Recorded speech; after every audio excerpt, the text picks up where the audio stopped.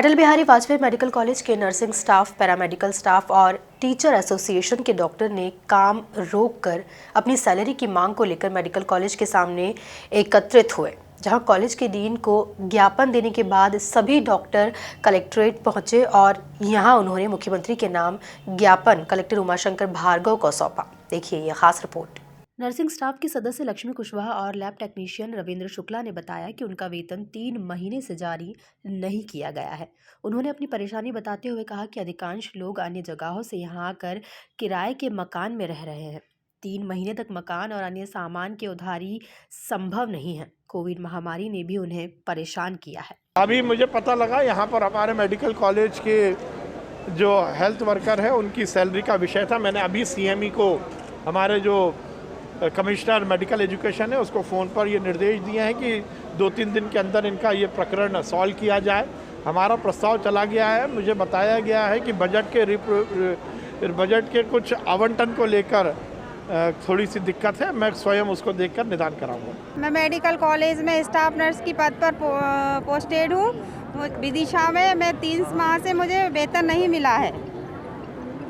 तो आप इसको लेकर पहले आपने शिकायत की कहीं या कलेक्टर साहब से मुलाकात? हाँ, कलेक्टर साहब से शिकायत की है। आज क्या और हाँ, स्वास्थ्य मंत्री आए थे विश्वास सारंग, उनसे भी बोला था हमने। उनने आश्वासन दिया? हाँ, उनने बोला कि 15 तारीख को हम आपकी सैलरी दे देंगे, लेकिन अभी तक नहीं आई। तो आज जैसे कि आप सभी नर्सें मेडिकल कॉलेज से बाहर आ गई हैं, ऊपर मरीजों को परेशानी हो रही है? हाँ, हो रही है मरीजों को परेशानी। तो ये कब तक की रहेगी हड़ताल आप लोगों की? जब तक हमको पेमेंट नहीं मिलेगी तब तक की रहेगी। 3 महीने से ज़्यादा दिन हो गए हैं, अभी तक सैलरी नहीं मिली है। कई बार हम लोग जाके निवेदन कर चुके हैं डीन ऑफिस में, कलेक्टर सर को भी आवेदन दे चुके हैं। अभी माननीय विश्वास सारंग जी, मंत्री चिकित्सा शिक्षा मंत्री आए थे, उनको भी हम लोगों ने ज्ञापन दिया। और अभी हमारे साथ डॉक्टर्स भी हैं, टीचर्स एसोसिएशन लोग भी हैं, सब लोग अभी हम लोग डीन सर से मुलाकात करेंगे। अभी जब चिकित्सा शिक्षा मंत्री आए थे तो उन्होंने कहा था 15 तारीख तक में आपका भुगतान कर दिया जाएगा सैलरी का, लेकिन अभी तक कोई भी कार्यवाही नहीं हुई है। तो हम लोग फिर से अभी डीन सर से मिलेंगे और कलेक्टर सर के पास भी जाएंगे। डॉक्टर्स भी हैं अपने साथ और सारे स्टाफ हैं, नर्सिंग है। आगे की रणनीति क्या रहेगी? अभी तो सिर्फ हम लोग शांतिपूर्ण तरीके से अपनी मांगों को लेके, और जिससे पेशेंट को भी ज़्यादा असुविधा ना हो और हमारा भी काम हो जाए, हम लोगों को भी सैलरी आ जाए। तो अभी एक दो लोग जो है तो इमरजेंसी जहाँ पे है ड्यूटी, वहाँ पे इमरजेंसी ड्यूटी दे रहे हैं। जैसे 10 लोग हैं तो 4 लोग वहाँ पे हैं, 6 लोग यहाँ पे जाके, जिससे पेशेंट को भी असुविधा ना हो और अपनी सैलरी और अपनी जो समस्याएं हैं उसका निराकरण भी हो जाए। मैं यहाँ पे प्रोफेसर एंड हेड हूँ नाक गला डिपार्टमेंट में। जी। और मेडिकल टीचर एसोसिएशन का सेक्रेटरी हूँ यहाँ से। हमारी परेशानी ये है कि हमारी सिस्टर्स को पिछले 3 महीने से सैलरी नहीं मिली है।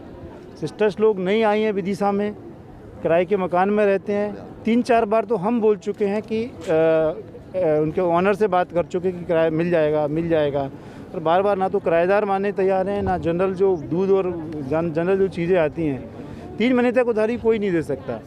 सबकी सैलरी भी इतनी ज़्यादा नहीं होती कि वो 2-4 महीने का ऐड करके रख सकें, क्योंकि ये सब लोग नए आए हुए हैं। तो ये परेशानी मैंने सिस्टर्स, पैरामेडिकल स्टाफ, नर्सिंग, बाकी डॉक्टर्स की सैलरी पिछले 2 महीनों से नहीं आई है। और ऐसा पता नहीं क्यों होता है, जो नए मेडिकल कॉलेज हैं उनके डॉक्टर्स की और सिस्टर्स की सैलरी रिलीज़ नहीं होती, पुराने वालों की रिलीज़ हो जाती है। हमें लगता है शायद वो स्ट्राइक से डरते हैं कि पुराने कॉलेजों में ज़्यादा पेशेंट हैं। तो ऐसा दोगला व्यवहार नहीं होना चाहिए।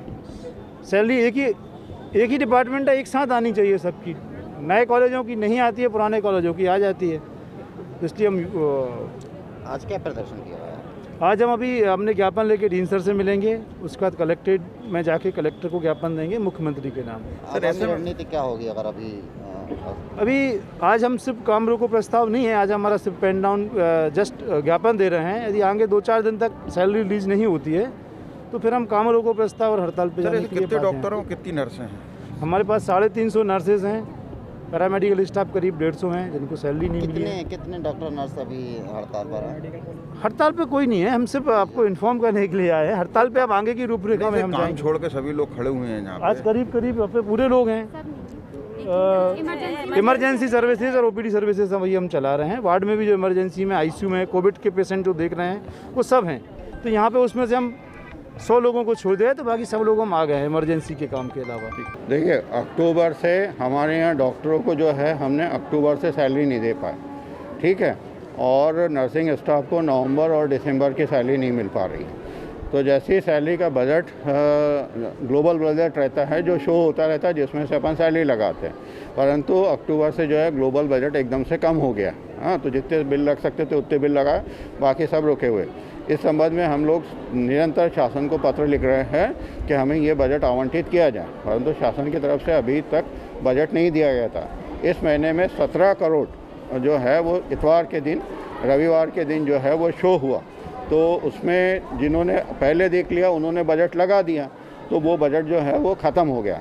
अब जो है हमको 3-3.5 करोड़ रुपया उसमें शो हो रहा है, उसकी BCO लिमिट, मतलब वो हम बिल हमें शो हो रहा है पर हम उसमें बिल नहीं लगा पा रहे, तो उसमें कुछ टेक्निकल प्रॉब्लम बता रहे हैं, जिसके लिए हम जो है शासन से जो वित्त वाले हैं अंजनी कुमार, उनसे हमारी लगातार बातचीत चल रही है। वो वित्त वालों से बोल के उसके BCO लिमिट या उसको ओपन करने के लिए कह रहे हैं। इसके अतिरिक्त मेरी के दुबे से जो बात हुई है आज सुबह, उन्होंने कहा वित्त वालों ने 147 करोड़ रुपए जो है वो स्वीकृत किए हैं। अगर वो शो हो जाता तो फिर प्रॉब्लम ही ख़त्म हो जाएगी, हम सभी के बिल लगा देंगे। बिल हमारे बिल्कुल तैयार हैं, हम जैसे ही हमें बजट शो होता हम बिल लगा देंगे। सर, कोविड का नहीं, जो नर्सें जिनकी ड्यूटी होगी 1 या 2 नर्सें, वो ज़रूर काम कर रही होगी, सबकी सब नर्सें नहीं होगी, क्योंकि जिन्हें सुबह के टाइम पे दवाइयों का डिस्ट्रीब्यूशन और बाकी सब चीज़ें रहती है, वो हम सब कर रहे हैं। कुल मिलाकर देखा जाए तो इस संबंध में सरकार के संबंधित विभाग से लगातार बातचीत जारी है। Bureau report, MP news TV, Vidisha.